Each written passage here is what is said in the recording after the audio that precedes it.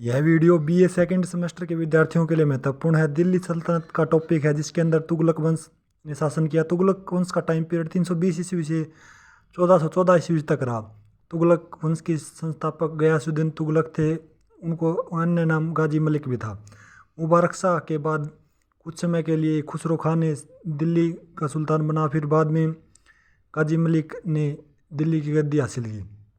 गाजी मलिक दिल्ली का सुल्तान बनने से पहले पंजाब का गवर्नर था। गाजी मलिक या गयासुद्दीन तुगलक खुसरो खान को सरस्वती व लहरावत युद्ध में हरा देता है। सरस्वती युद्ध और लहरावत के युद्ध में हरा देता है। जैसे ही दिल्ली की सत्ता हासिल करता है, वह अपना नाम गाजी मलिक से बदलकर गयासुद्दीन तुगलक रख लेता है। गयासुद्दीन तुगलक काफ़ी उम्रदराज था तथा वह 1325 में उसकी अस्वाभाविक मृत्यु हो जाती है। इसके बाद उनका बेटा मोहम्मद बिन तुगलक दिल्ली सल्तनत का शासक या सुल्तान बनता है। महमूद बिन तुगलक का शासनकाल 1325 ईस्वी से 1351 ईस्वी तक रहा। महमूद बिन तुगलक का अन्य नाम जूना खां या उलूग खां था। 1321 ईस्वी में महमूद बिन तुगलक ने वारंगल को जीतने में वह असफल रहा, लेकिन बाद में फिर और सेना भेजी गई। फिर वह वारंगल को जीतने में सफल रहा। वारंगल का नाम उन्होंने बदलकर सुल्तानपुर रख दिया था। दिल्ली सल्तनत ने वारंगल की सारी संपत्ति लूट ली। 1324 ईस्वी में दिल्ली सल्तनत की लोकप्रियता मदुरई तक पहुंच गई थी। इनका शासन दिल्ली सल्तनत का 1328 ईस्वी में मोहम्मद बिन तुगलक ने हिंदू राजा कंपाली, जो कर्नाटक एरिया में रूल करते थे, उनके राज्य को एनेक्स कर लिया। 1324 से 25 ईस्वी तक गयासुद्दीन तुगलक ने लखनौती, जो बंगाल में जो एक शहर है, एक जगह का नाम है, विजय के बाद वह दिल्ली लौटा। उसके स्वागत के लिए बड़ा स्टेज लगाया गया, लेकिन दुर्भाग्य से जो स्टेज था वो लकड़ी का बनाया गया था।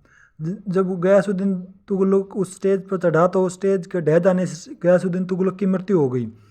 इसके समय में तुगलकाबाद किला बनवाया गया। गयासुद्दीन तुगलक के समय अमीर खुसरो ने तुगलकनामा किताब लिखी, जिसमें गयासुद्दीन तुगलक के शासन व्यवस्था की जानकारी हमें मिलती है।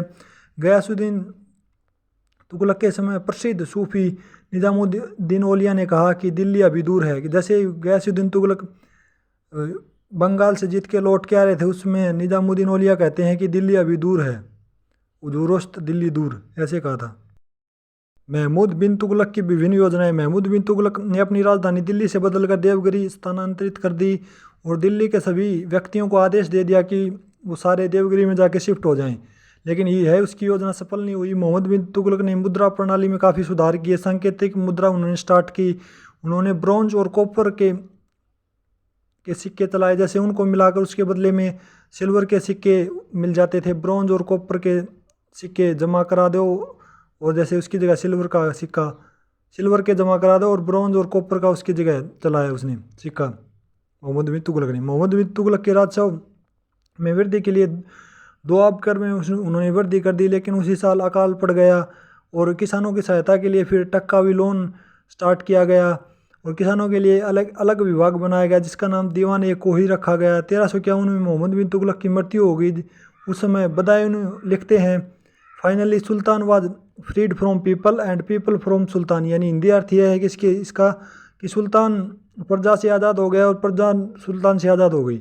1327 ईस्वी में महमूद बिन तुगलक ने जहानपना नामक शहर की स्थापना की, जो दिल्ली में है वर्तमान में। महमूद बिन तुगलक की योजनाओं का क्या प्रभाव रहा? 1336 ईस्वी में विजयनगर अम्पायर और 1347 में बहमनी साम्राज्य और मदुरई साम्राज्य इंडिपेंडेंट हो गए इनकी योजनाओं की वजह से। इसके अलावा अवध, मुल्तान व सिंध के गवर्नर भी महमूद बिन तुगलक की योजनाओं का विरोध किया। महमूद बिन तुगलक के समय इब्न बतूता, जो मोरक्को का निवासी था, भारत आया। इब्न बतूता को महमूद बिन तुगलक ने दिल्ली सल्तनत का मुख्य काजी नियुक्त कर दिया। इब्न बतूता ने प्रसिद्ध पुस्तक रहला की रचना की। 1351 में महमूद बिन तुगलक की मृत्यु हो गई। इससे दिल्ली सल्तनत में एक पावर वैक्यूम आ गया। फिर बाद में फिरोज शाह तुगलक सुल्तान बनता है। फिरोज शाह तुगलक 1351 से लेकर 1388 ईस्वी तक इन्होंने शासन किया। धार्मिक मामलों में फिरोज शाह तुगलक की नीतियाँ कठोर थी। गरीब लोगों की मदद के लिए इन्होंने दीवान इस्तिकाक की स्थापना की। खैरात बांटने के लिए दीवान खैरात की स्थापना की। दिल्ली सल्तनत का पहला शासक जिसने जन कल्याणकारी योजनाएं चलाई। इन्होंने अपने शासन में साम्राज्यवादी नीति को नहीं अपनाया। सिंचाई पर कर लगाया ताकि नहरों का निर्माण किया जा सके। गुलामों के लिए अलग विभाग दीवान बंदगानी इन्होंने स्टार्ट किया। फिरोजाबाद शहर की स्थापना की फिरोज शाह तुगलक के द्वारा। कुतुब मीनार का विनिर्माण करवाया गया फिरोज शाह तुगलक के द्वारा। इसके अलावा टोपरा व मेरठ में अशोक स्तंभों को दिल्ली के फिरोजाबाद में लाया गया। फिरोज शाह तुगलक द्वारा किए गए प्रमुख सुधार, नहरों का निर्माण किया गया और इसके द्वारा निर्धन लड़कियों की शादी, गरीबों को मुफ्त भोजन बांटना, विद्यमान विद्यार्थियों की सहायता करना, शिक्षा के प्रसार के लिए इन्होंने मदरसे खोले। फिरोज शाह के शासन के दोष, इन्होंने हिंदू मंदिरों को तोड़ा व गैर मुसलमानों पर अनैतिक जजिया कर लगाया। वह किसी भी वर्ग को विरोध करने का अवसर नहीं देता था। उनकी तुष्टीकरण की नीति के कारण उनके शासन का पतन हो गया। 1860 ईस्वी में फिरोज शाह तुगलक ने उड़ीसा पर आक्रमण कर दिया। गंगा वंश इससे कमज़ोर हो गया, जो प्रेजेंट टाइम में वहाँ पे जो रूल था उस समय। फिरोज शाह तुगलक ने जगन्नाथ मंदिर पर भी आक्रमण कर दिया और वहाँ से संपत्ति लूटी। फिरोज शाह तुगलक ने कांगड़ा का किला पर भी आक्रमण कर दिया। फिरोज शाह तुगलक का किला हौज खास दिल्ली में है। दिल्ली सल्तनत के पतन के कारण तैमूर का आक्रमण, 1398 ईस्वी में समरकंद के शासक तैमूर ने नसरुद्दीन के समय भारत पर आक्रमण कर दिया, बहुत सारी संपत्ति लूट ले गए और भारत के शहरों को तबाह कर गया। तैमूर भारत पर शासन करना नहीं चाहता था, इसलिए वह खिजर खां को मुल्तान का गवर्नर नियुक्त कर देता है और दिल्ली शहर को तबाह कर देता है। क्योंकि खिजर खान ने हेल्प की थी तैमूर की, इसीलिए खिजर खान को गवर्नर नियुक्त कर दिया गया मुल्तान का। राजनीतिक अस्थिरता, दिल्ली की सल्तनत का पतन का कारण उसकी राजनीतिक व्यवस्था थी। सुल्तान के जीवनकाल में ही उत्तराधिकारी संबंधी समस्याएं खड़ी हो जाती थी कि कौन अगला उत्तराधिकारी बनेगा।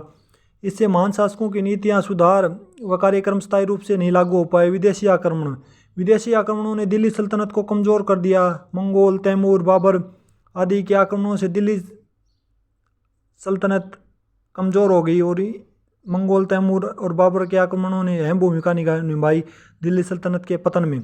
आंतरिक प्रतिरोध, दिल्ली सल्तनत का पतन का कारण आंतरिक प्रतिरोध, केंद्रीय सत्ता का अभाव, प्रांतों में आपसी विरोध आदि दिल्ली सल्तनत के पतन के मुख्य कारण बने। असफल योजनाएं, मोहम्मद बिन तुगलक की कुछ योजनाएं जैसे हिंदू विरोधी योजनाएं, जजिया कर की नीतियां दिल्ली सल्तनत का पतन का मुख्य कारण बनी।